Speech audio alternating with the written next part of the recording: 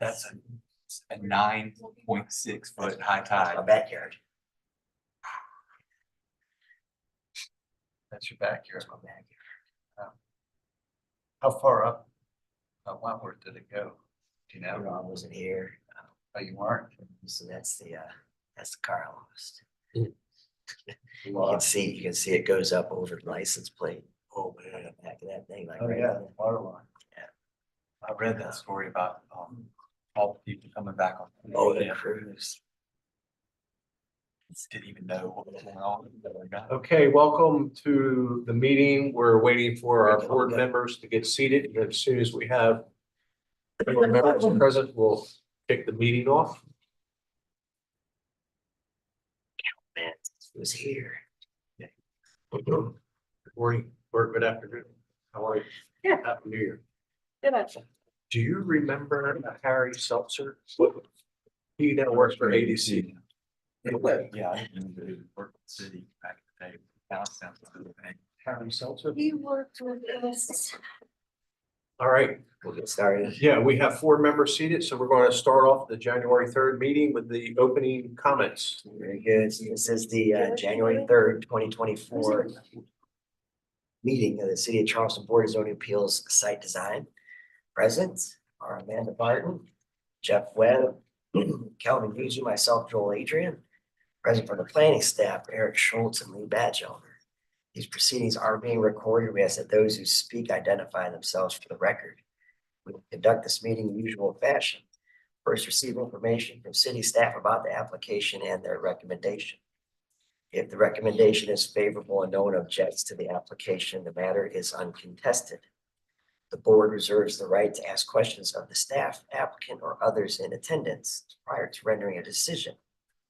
If, however, the city recommends against the application or there is opposition to the application, we treat the application as contested and hear from the applicant and anyone else who is in favor of the application. Next, we hear from anyone opposed, followed by a short rebuttal from the applicant. Excuse me. We then close the public hearing portion of the meeting for that particular application and open discussion to the Board of Zoning Appeals members only. We'll then make a decision to approve conditions, deny, or defer the application. Board of Zoning Appeals, a site design, has the authority to do 3 things. 1, hear appeals to decisions of the zoning administrator. 2, grant special exceptions, fact-finding function of the board. 3, grant variances to the zoning ordinance if the application meets the hardship test outlined in section 54(9)24 of the ordinance. The board may deliberate, make a final decision on a matter by a majority vote of members present at the hearing and qualified to vote, provided that not less than a quorum are present and qualified to vote. For a variance to be granted, the Board of Zoning Appeals must make the following findings. A, there are extraordinary and exceptional conditions pertaining to the particular piece of property. B, these conditions do not generally apply to other property in the vicinity. C, because of these conditions, the application of the ordinance to a particular piece of property would effectively prohibit or unreasonably restrict the utilization of the property. And D, the authorization of a variance would not be a substantial detriment to the adjacent property or the public good. The character of the district would not be harmed by the granting variance. And since we haven't gotten to the first item yet, I would make note that Paul Summers has just joined. Be able to listen to the first item. If anybody is here for item A2, which is 813 Blue Pond Road and 804 Orleans Road, that item has been deferred. That is correct. So we'll start with item A1, which is review of the minutes from December 6th, 2023. Copy of those minutes are at your chair. If you have any questions or a motion? I move for approval. I'll second. Web approval and for a second, all in favor? I in Aye, favor. Favor, any opposed? Unopposed. Paul, were you here? So be approved 4-0. It's really handy getting everything in advance. So our next item is gonna be item B1. Which is 860 and 910 Morrison Drive. The TMS numbers are 45902000002. 005 and 006 zoned UP.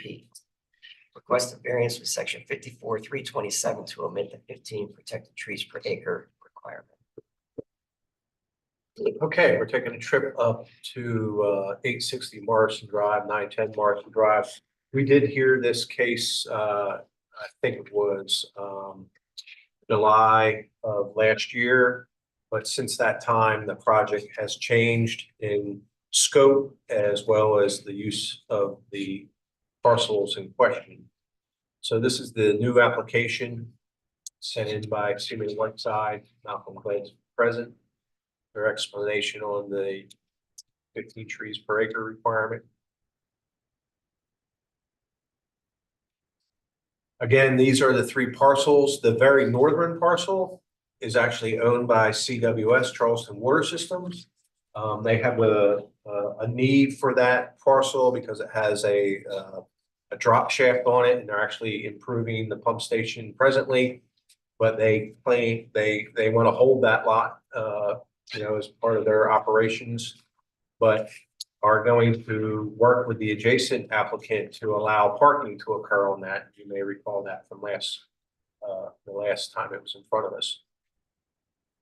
So they are zoned Upper Peninsula, which is a district that allows certain heights, certain uses with incentives being met. Present day conditions, you can see the Morrison Yard office to the south, that large white roof. To the north was a marble and stone operation for years. They have vacated the site. The site was used as laydown to build the Morrison Yard office, very industrial in character. And then you can see the gravel lot to the north and the drop shaft in the upper left corner. And again, they're going to hold this property as part of their operations, but are going to allow a parking agreement to happen on it. So this is the new plan. The last plan, as described, was a mixed use in the sense that there was a hotel, a fairly large residential component to the project, as well as some mixed use, restaurant, maybe retail.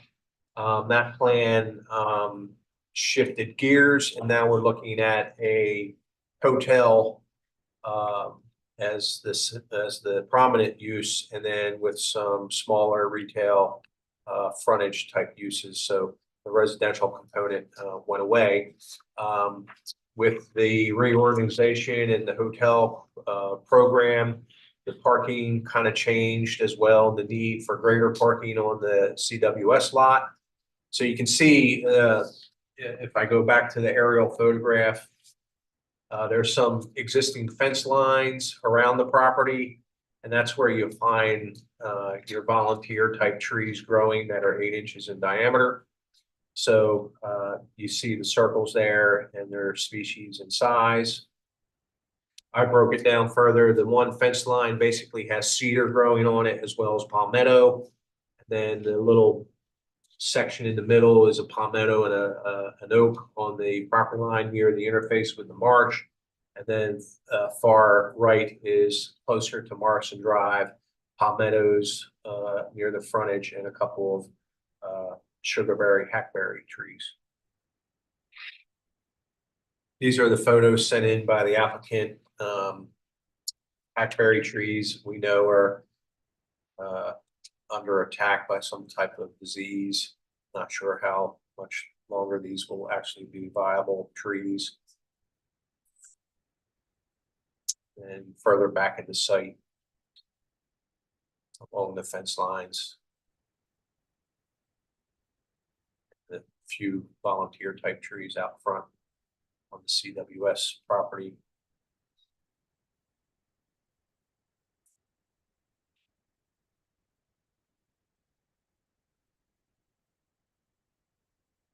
Staff recommends approval. So there are 7 hardwoods. So 7 approve those protected trees, 5 inches per tree. So that's 35 caliber inches of native canopy trees on site. The palms, they can attempt to transplant. Sometimes they're successful. If not, they have to plant just new, 12 new. And I'd like to see them work to provide a landscape plan that enhances the interface at the marsh and high ground behind the structure, and of course, anywhere else they can find homes for the plant material. I thank you, Eric. Is the applicant present?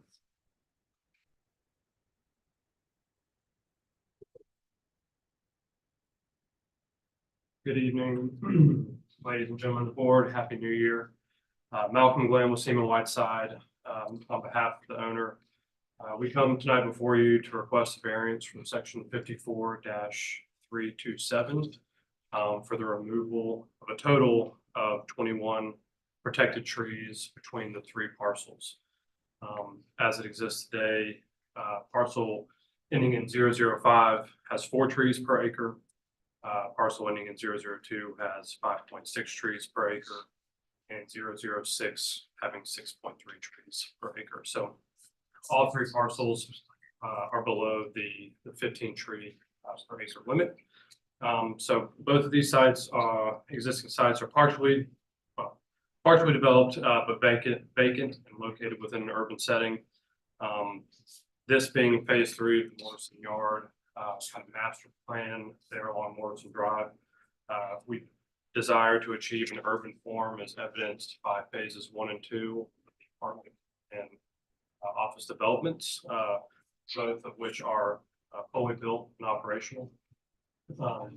Both of those past projects went through similar BZA applications in order to achieve those desired urban forms.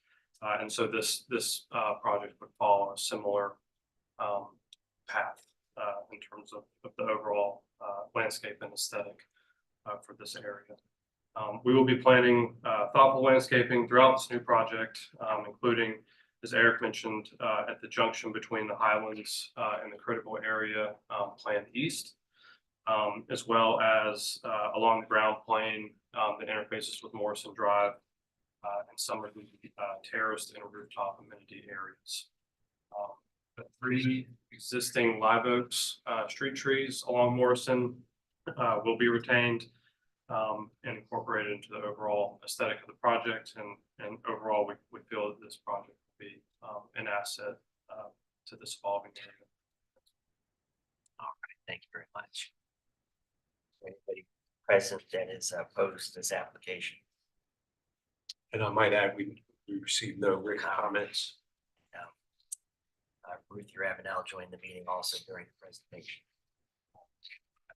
But is there anybody else present that wants to speak in favor of the application?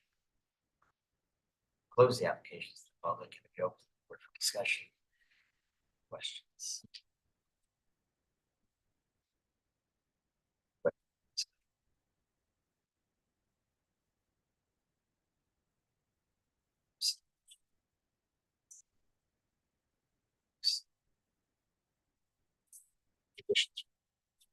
I would agree with that. I might just add, I forgot to, and Malcolm, CWS will not allow any permanent built structures on the third lot, but they are allowing trees to be planted to kind of dress up the parking lot. So what happens if they decide to use this? We don't know the future, what they'll hold. Their pump station is being renovated now. Mhm. I don't know if they have plans. it's Obviously, a lease. they're entering into, how many year lease? A 30-year lease. 30-year lease. Right. Is there a motion? I make a motion to move to approve the staff recommendations. I will second. Okay, so then all in favor of the motion? Aye. Any opposed? You have to abstain because it is. Yes, that's nice. 5-0. Thank you. You are approved.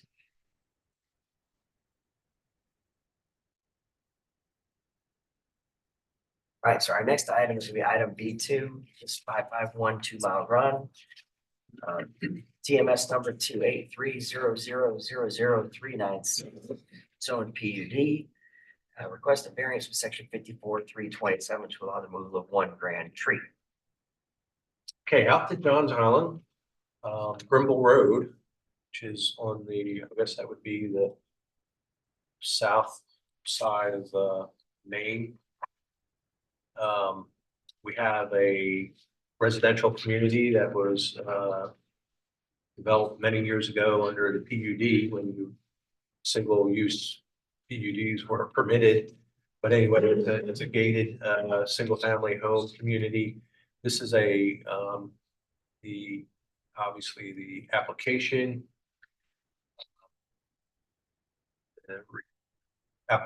The hardship test explanations. So here's the lot. It is somewhat unusually shaped due to the critical area that abuts the back of the lot. Obviously, it fronts on a 2-mile run. The little box to the left is actually another CWS pump station that's fenced and somewhat landscaped. PUD. So you see it here, it's that wooded lot. 549 is the pump station. A mix of home types. I don't know a whole lot about how the ARB works there, but you do note that there are front load garage, side load garage, and various configurations and dispositions of homes out there. This is some of the information the applicant submitted. So here's the site plan. You can see how the marsh has a irregular boundary on the rear. This PUD was, I think, developed soon after the city, or maybe during the talks around 2000 when the city was contemplating the OCRM critical line buffer. So this has actually got a 30-foot OCRM critical line buffer as part of the PUD. So a nice barrier interface, or natural area between the home lot and the OCRM critical line receiving water body. So when I first received the application, I spoke with Mr. Stith about different evolutions of studies on the lot. And, I tried to elongate a house across the front and to the left of the maple. And we had some dialogue back and forth. And so I finally made it out to the tree, and I'll discuss that in just a minute. They did have an arborist go out, 25.5 maple, fair condition in this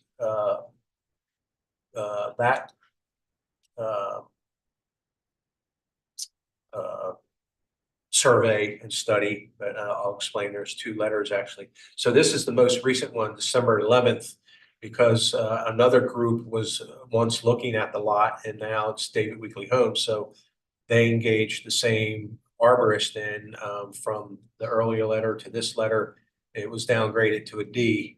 And you'll soon see why. The tree, in my opinion, might have been partially uprooted years ago because it has a lean and it's kind of got a mound of soil. And then the codominant leaders are rubbing and intertwined with one another, creating decay pockets. So, and then this is the earlier letter, February 8th, for a different company looking at it. And of course, we received the request to go out and look at the other trees in which we were able to issue permits for due to their condition and their size. So this is, again, photos that the applicant submitted. The maple is that tree there you see with multiple sized leaders or upright branches. Then the left side of the lot adjacent to the pump station. And again, kind of the frontage along 2-mile run. So these are my city photos. So you see the property corner. There are a couple utility cabinets on the far left of the lot. Then there's a little gap. You see these cedar trees, and then there's a little gap after the cedar trees. And I took this shot because it kind of shows you the depth of the lot, the marsh. It's not very deep. It's kind of deceiving, this survey. This is the maple standing at the sidewalk. You can see the codominant leaders kind of growing into one another, trying to graft almost onto one another a little bit there, actually rubbing. This is inside the woods. You can see how the tree leans toward the neighbor, and it's up on a mound. And with that one buttress root on the backside of the lean, I'm thinking that this tree was pushed by wind at one time and then didn't fall all the way and obviously continue to grow, but you see that. And then here's the V crotches, the rubbing, the decay that's in that area. You can see it oozing and it's very wet. Sapsucker damage on the trunk. So with that said, it is a category 1 tree, so it's 100% of the DVH inches. So plant 25 caliber inches in the form of 3 2.5. They'll have a sizable left yard or side yard on the left of the house. So 3 native canopy trees, and then make a contribution to the city's street tree program in the form of $1,000 and provide a landscape plan for staff review and approval. Excellent. Thank you, Eric. Should have asked at the beginning of the last minute, but is there anybody present that has opposed the application? Nobody. Would you like to be heard?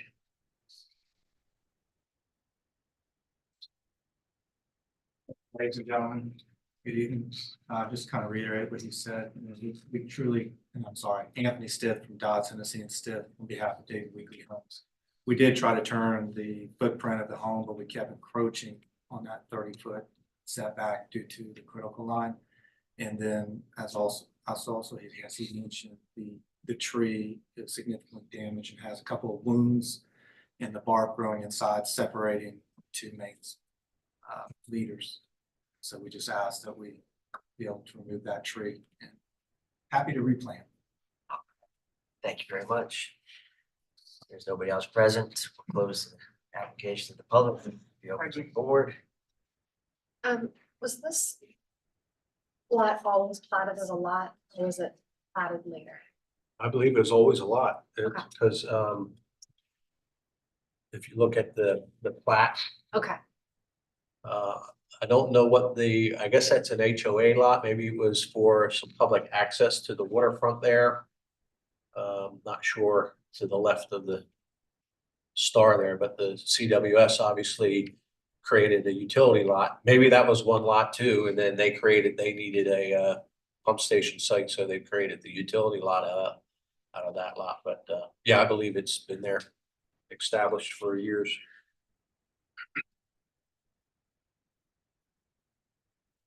I think it was pretty cut and dry. Again, very fair conditions.